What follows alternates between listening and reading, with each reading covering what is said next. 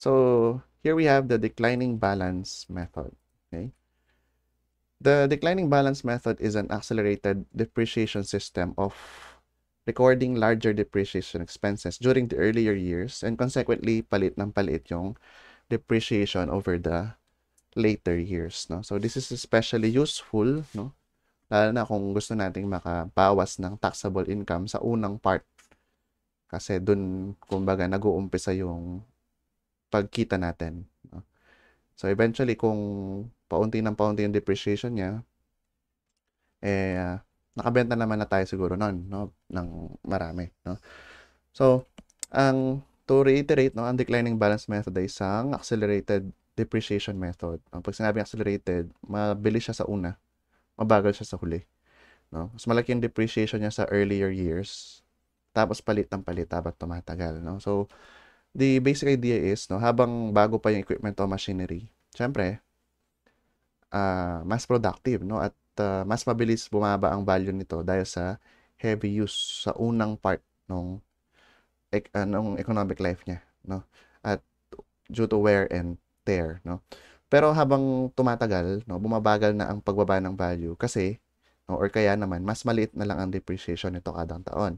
Kaya nga tinatawag itong declining balance kasi bawat taon, ang depreciation ay based sa book value, hindi sa original cost, no?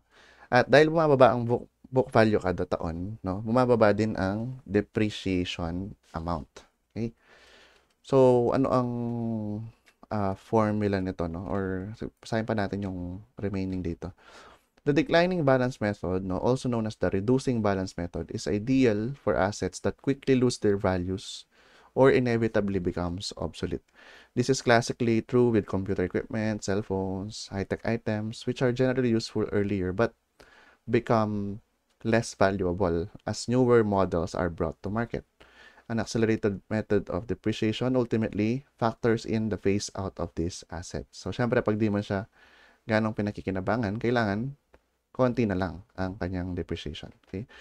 So, the declining balance technique represents the opposite of the straight line depreciation method, which is more useful for assets whose book value drops at a steady rate throughout their useful lives. In this method, sometimes also called the constant percentage method or the Matheson's formula, it is assumed that the annual cost of depreciation is a fixed percentage of the salvage value at the beginning of the year. The ratio of the depreciation in any year to the book value at the beginning of that year is constant throughout the life of the property. Ibig sabihin, exponential ang pagbawas niya, no? Kaya nga mamaya may calculator technique ito na exponential yung graph. Okay? Kasi yung ratio yung pare-parehas, no? This method cannot be applied if the salvage value is 0. It is impossible actually, no? Dahil nga naka-base sa kung babalikan natin, no? Ayan. Naka-base kasi siya sa salvage value. So kung naka-base sa salvage value, it's impossible, no? Ito yung kanyang ito yung term na 'yan, no? It is assumed that the annual cost of depreciation is a fixed percentage of the salvage value. Ayun, no? So, kung walang salvage value, wala kang i-depreciate, no? Wala kang annual cost of depreciation. Ha? Ganun lang 'yan eh, no? And ano yung mga formula na gagamitin? Ito ang mga formula. Medyo madami-dami kung magme-memorize talaga tayo, no? So we have, no? Kung titingnan natin ay para lang itong compound interest, ano? So FC multiplied by 1 plus I raised to n siya, 'di ba? Yung ating compound interest. Parang future value is equal to present cost times 1 plus I raised to n. Yun nga lang, imbes na I, 'di ba sabi dito, K is interchangeable with I, no? Ito, 'di ba? So, imbes na positive yung I, negative yung K. No? Kasi nga, pabawas ng pabawas yung halaga niya. At yun lang, yung matatandaan natin na clue. Para lang siyang compound interest. Kasi mamaya may double declining balance pa eh. Diba? So, sa double declining balance, doble ang rate ng acceleration niya. No, dito, kumbaga 100% pa lang. Mamaya, mas mabilis yung, mas malalaki yung depreciation niya sa una, mas maliliit yung sa dulo. No? So, Yun yung need nating matandaan. So, kung gusto nating mahanap yung book value at any point, first cost lang, no, minus 1 minus k raised to m. So, yung m na yan is in between the economic life. O, pag salvage value naman, first cost multiplied by 1 minus k raised to n. Eh, di ba kung 0 ito? Kung 0 yung salvage value na to, ano mangyayari dito? Di ba? Wala siya. O, it is impossible. No? There is no way no, na yung FC, pag minultiplyan mo ng 1 minus k, ay magiging 0. No? Of course, no, depende na lang kung yung k mo ay 1 din, no? Which is impossible. Diba? Okay. Alright. So, another no, is yung determination ng k. Kung titingnan nyo, dinerive lang yan dito rin sa mga naunang formula. No? So, consequently, ito lang din yung mga formula natin. Similar doon sa mga naunang method. No, the total depreciation is just the first cost minus the book value at that point. To get the DR naman, no, or the depreciation charge for a year, ang technique lang natin, the book value for that year, no, less mo siya sa book value ng previous year. So, ganun lang. So, kung book value at this year, no, gusto natin malaman yung depreciation over the year, no, sa susunod na taon, kunin mo yung book value niya sa dulo ng next year at yung book value niya ngayon, subtract mo. Yun yung depreciation charge niya. No? So, meron din tayong similar dito yung similar formula. I multiplied by FC, 1 minus K raised to R minus 1. Although, no, mas madali itong nandito sa taas. BB sa bar minus BB sa bar minus 1. No? So, paano yung kanyang graph? No? Well, di ko na sinama yung graph niya, pero sabi ko nga, exponential siya. No? So, pwede nating i-caltech later on. No? So, constant yung ratio ng bawat dito, ng bawat taon, no? So, similar siya doon sa straight line method, pero ang constant naman doon is yung bawas, no? Dito nababawas siya ng 1 minus k every year. No? Okay. Alright, so let's answer the sample problems. So, for our sample problems, pinagsama na dito yung declining balance and double declining balance, no? Okay. So, siguro, explain ko muna din yung double declining balance. Alright. In the double declining balance, no, sa double declining balance method, ito lang ang need nating matandaan. No? It is very similar to the declining balance method. No? Ayan. Kung titingnan nyo, similar ang formula. No? Actually, dapat minus yata ito. Yes, dapat minus itong FC 1 minus K dapat ito. My bad, no? So, 1 minus K din ito. Okay? So, similar na similar, no? Kung titingnan nyo. No? Yun nga lang, yung K daw natin dito, since double declining method tayo, no? K must be equal to 2 over N. Yan. Yung 2 dyan represents the decline, no? Double decline sa ating balance. Okay? So, similar. Pero 1 over 1 minus 2 over N yung ating K. No? Okay. Alright, now let's solve for the sample problems for the declining balance method and the double declining balance method. For the first problem we have, determine the rate of depreciation, the total depreciation up to the end of the 8th year, and the book value at the end of 8 years for an asset that costs 15,000 when it's new and has an estimated scrap value of 2,000 pesos at the end of 10 years by the declining balance and double declining balance method. Okay. So, we're required to perform it 2 ways, tapos we're required to find 3 answers. So, we have a total of 6 answers. Okay? So, first, siguro, let's do it by, by method, by DDB. By DB method muna tayo. Okay. By the declining balance method, okay? we have here, for letter A, let's say, K ang hinahanap natin, no? To find K, we just need to have 1 minus salvage value over first cost, the nth root of that fraction, no? So we have here 1 minus, no, 10 years yung economic life niya. So 10 ang root. SV is 2,000. First cost niya is 15,000. So that's it. Just input it in the calculator, absolute fraction. Okay, 1 minus 10th root. Tapos fraction ito. 2,000 over 15,000. Ayun. So 18.25% ang ating rate of depreciation under the declining balance method. No? So about for letter B. Okay. For letter B, what we need to do, no, is to find the total depreciation. That's capital D, no, and then at the end of the 8th year. So that's D8. So ang kukunin na lang natin nito, no, is the first cost, okay, minus the book value at the 8th year. Okay. So pursuant to our formulas here. Okay. Now, how do you find the book value at a specific year? No? Kung titingnan natin, book value, sabi niya, is equal to the first cost, okay?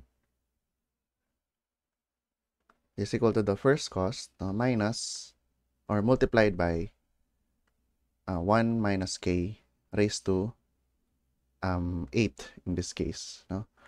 So we have the first cost to be 15,000. We already found k to be 18.25%. Okay. Raise that to 8. Okay. So, yan.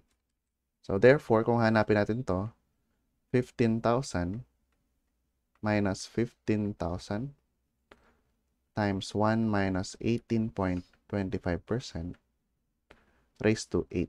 Ayan. Okay. So, 15,000 times 1 minus 0.1825 raised to 8. Okay. So, it is 12,007.78. No? That is the total depreciation. Okay, so let's highlight our answers. 12,007.78 is the total depreciation. Okay.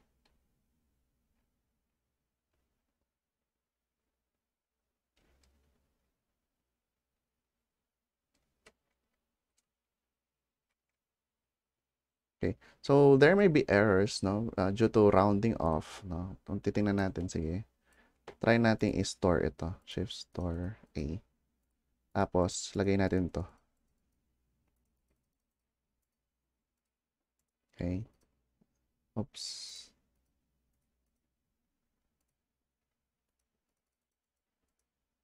Ganun. Mali. Ito. Store natin to kay A. Ayan. Tapos dito,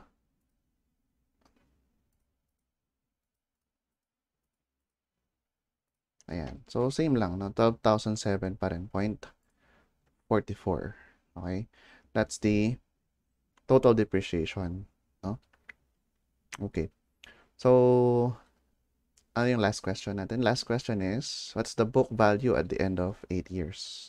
Di ba yung book value yun na yun? Ito na yun, no? So, malamang, konti na lang yan. Book value at the 8th year. That is, tanggalin lang natin yung 15,000 minus.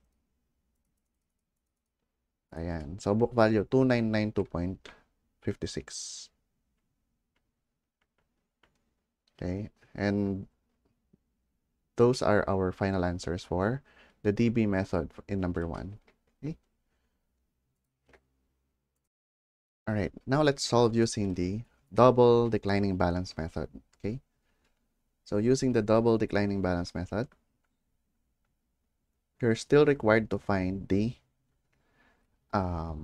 rate of depreciation. So siguro we can just do yung ano no, yung formula na lang. SV is equal to FC.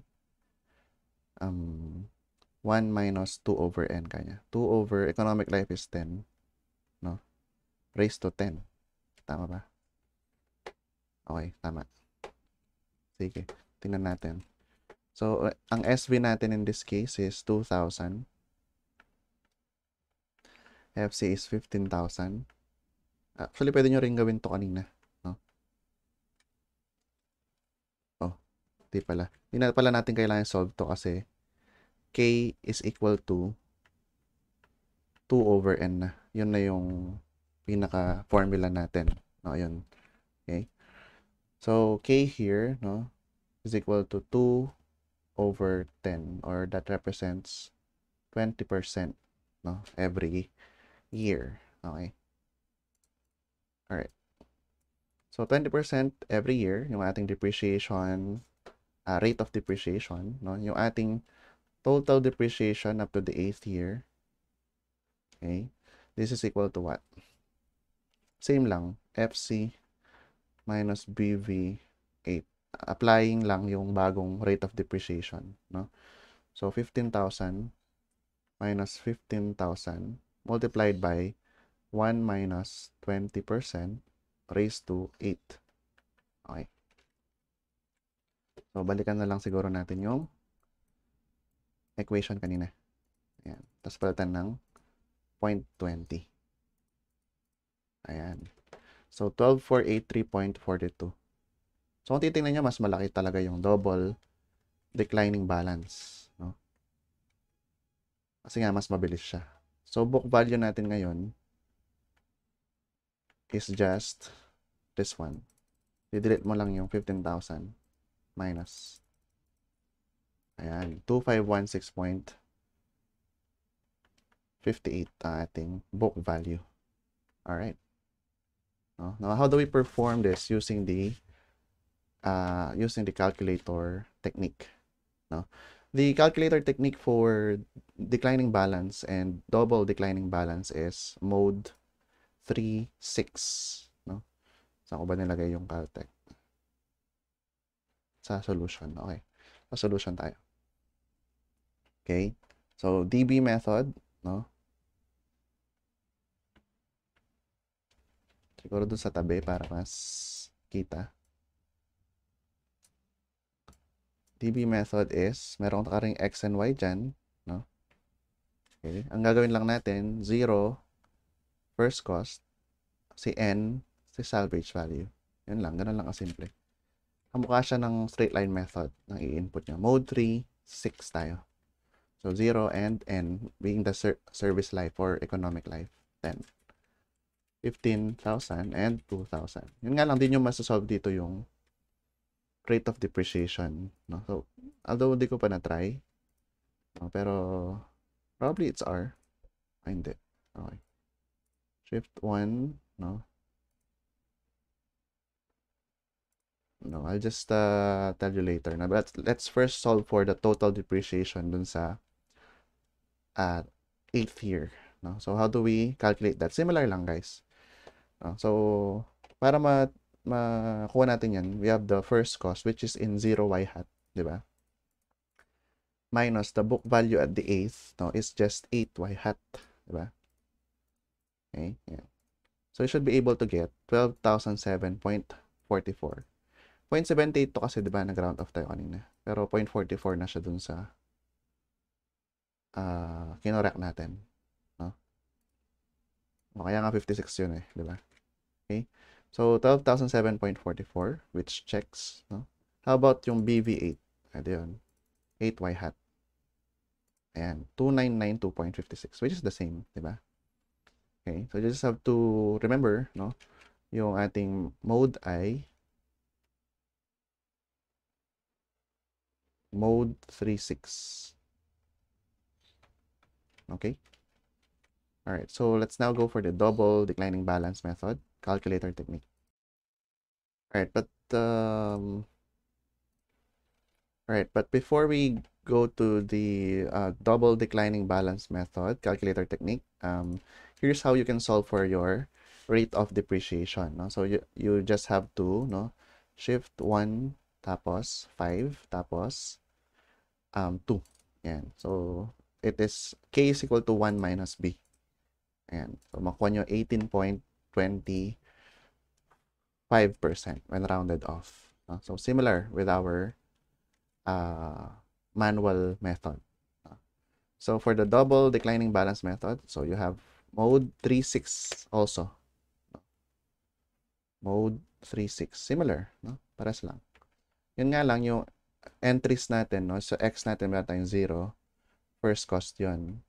Tapos, hindi nyo ilalagay yung economic life or yung service life niya. Lagay nyo 1. Tapos, ang nasa y nyo, FC, no? 1 minus multiplied by 1 minus 2 over n. Yan.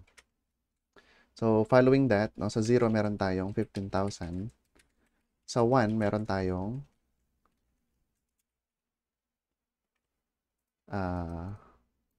15,000 multiplied by 1 minus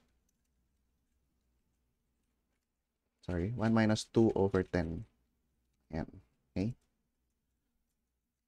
Or pwede rin to. Yan. 2 over 10. Ayan.